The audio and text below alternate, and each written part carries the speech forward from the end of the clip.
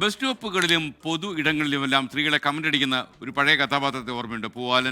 പൂവാലന്മാർ മിക്കവാറും എല്ലാ bus സ്റ്റാൻഡിലും bus സ്റ്റോപ്പിലും college വരാന്തയിലും ഒക്കെ കാണുമായിരുന്നു. അതൊക്കെ പണ്ടൊക്കെ കാലം, ഇപ്പോഴൊക്കെ എന്ത് പൂവാലൻ എന്നൊക്കെ ചിന്തിക്കുന്ന ആളുകളുണ്ട്. എന്നാൽ പൂവാലന്മാരുടെ ശല്യം സംസ്ഥാനത്ത് കൂടുന്നു, പൂവാലന്മാരുടെ എണ്ണവും കൂടുന്നുവെന്ന് കണക്കുകൾ സൂചിപ്പിക്കുന്നു. ആ കണക്ക് കൂട്ടലിലേക്കാണ് നമ്മൾ പോകുന്നത്. പൊതുയിടങ്ങളിൽ പിറകെ നടന്ന് കമൻ്റടിക്കുന്ന, പിറകെ നടന്ന് ശല്യപ്പെടുത്തുന്ന പൂവാലന്മാരെ ഇപ്പോൾ മലയാള സിനിമയിൽ കാണാൻ കഴിയില്ല. അത്തരം തമാശകളുടെ കാലം കഴിഞ്ഞു എന്നുള്ളതും ഒരു വസ്തുതയാണ്. എന്നാൽ നിത്യജീവിതത്തിൽ കാര്യങ്ങൾ അങ്ങനെയല്ല. ഓരോ വർഷം കഴിയുന്തോറും പൂവാലന്മാരുടെ എണ്ണം കൂടുകയാണ് എന്നാണ് സർക്കാരിൻ്റെ തന്നെ കണക്ക്. ആദ്യം ആ കണക്കിലേക്ക്.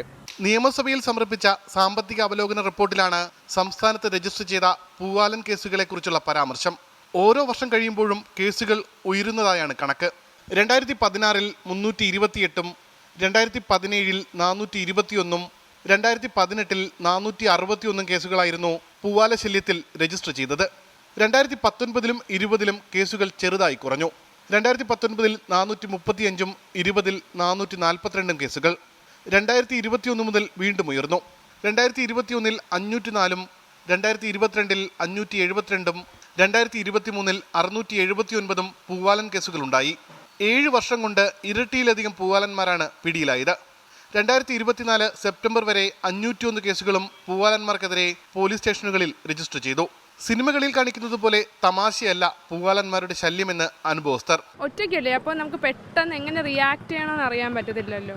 അപ്പോൾ ആ ഒരു സമയത്ത് നമുക്ക് എന്ത് ചെയ്യണം എന്ന് തോന്നിപ്പോകുമല്ലോ. നമ്മൾ ഒറ്റയ്ക്കാണെങ്കിൽ നമ്മൾ മാത്രമല്ലേ കാണും പ്രതികരിച്ചിട്ടൊക്കെ ഉണ്ട്. പിന്നെ ചിലപ്പോൾ നമ്മളിപ്പോൾ ആദ്യം ഇങ്ങനെ നടക്കുമ്പോൾ നമ്മൾ എന്ത് ചെയ്യുമെന്ന് ആലോചിച്ച് പോകും. എന്നിട്ട് സ്വയമേ ധൈര്യമായിട്ട് നമ്മൾ പ്രതികരിക്കണമല്ലോ. അല്ലാതെ നമുക്ക് നമ്മളല്ലേ ഉള്ളൂ പ്രതികരിക്കാൻ. ഹൈസ്കൂളൊക്കെ പഠിക്കുന്ന സമയത്തൊക്കെ, പക്ഷേ ഇപ്പോഴത്തെ ജനറേഷൻ അങ്ങനെയല്ലെന്നാണ് തോന്നുന്നത്. അത്രയ്ക്ക് അങ്ങോട്ട് വൾഗറായി നേരിട്ട് അങ്ങനെ വരാറില്ല. അങ്ങനെ ഇല്ല. ഉണ്ട്, സ്വാഭാവികം. അതാണ് ഇവിടെ കാഷ്വലായിട്ട് സംസാരിച്ചുകൊണ്ടിരുന്ന സംഭവം. പിന്നെ കുറേ ഉണ്ട്. ബസ്സിലൊക്കെ പോകുമ്പോൾ പ്രശ്നമാണ് ഇങ്ങനെ ആവശ്യമില്ലാതെ അടുത്ത് നിൽക്കുക, എന്തെങ്കിലുമൊക്കെ പറയുക. നമുക്ക് ഇറിറ്റേറ്റഡ് ആവുന്ന തരത്തിൽ ഇപ്പം ദേഷ്യം വരും. ചിലപ്പോൾ നമുക്കൊന്നും പറയാൻ പറ്റാത്ത അവസ്ഥയായിരിക്കും. ഈ കാലത്തും പൂവാലന്മാരുണ്ടോ എന്ന് അതിശയപ്പെടുന്നവരുമുണ്ട്. ഇപ്പോഴത്തെ കാലത്ത് അത് കാണുന്ന അല്ലെ പ്രകടമായ രീതിയിൽ ഉണ്ടാവുമെന്ന് എനിക്ക് തോന്നുന്നില്ല. പണ്ട് കാലത്തുണ്ടായിരുന്നു. പണ്ട് കാലത്തൊന്നല്ല, ഒരു ടീനേജ് പ്രായങ്ങളിലാണ് കൂടുതലത് കാണപ്പെടുന്നത്. എനിക്കൊന്നും അങ്ങനെ ഒന്നും നേരിട്ട് ഇതുവരെ വന്നിട്ടില്ല അനുഭവം. അതാണ് ഒരുപക്ഷെ പരാതിപ്പെടാതെ പോകുന്ന സംഭവങ്ങൾ ഈ കണക്കുകളിലും എത്രയോ ഇരട്ടിയാകും. സോഷ്യൽ മീഡിയയിലെ ശല്യക്കാരുടെ പുറത്താണ് ഈ പറഞ്ഞ പൂവാലന്മാരുടെ കണക്കുകളെല്ലാം. ഒരുപക്ഷെ പൊതു ഇടങ്ങളിൽ ശല്യപ്പെടുത്തുന്ന പൂവാലന്മാർക്കെതിരെ സ്ത്രീകൾ കൃത്യമായി പരാതി നൽകാൻ തയ്യാറാകുന്നു എന്നുള്ളതും ഈ കണക്കുകൾ ഉയരാൻ ഒരു കാരണമായിട്ടുണ്ട്. യദുവിനും രാജ്കുമാറിനും ഒപ്പം ഉമേഷ് ബാലകൃഷ്ണൻ, 24 തിരുവനന്തപുരം.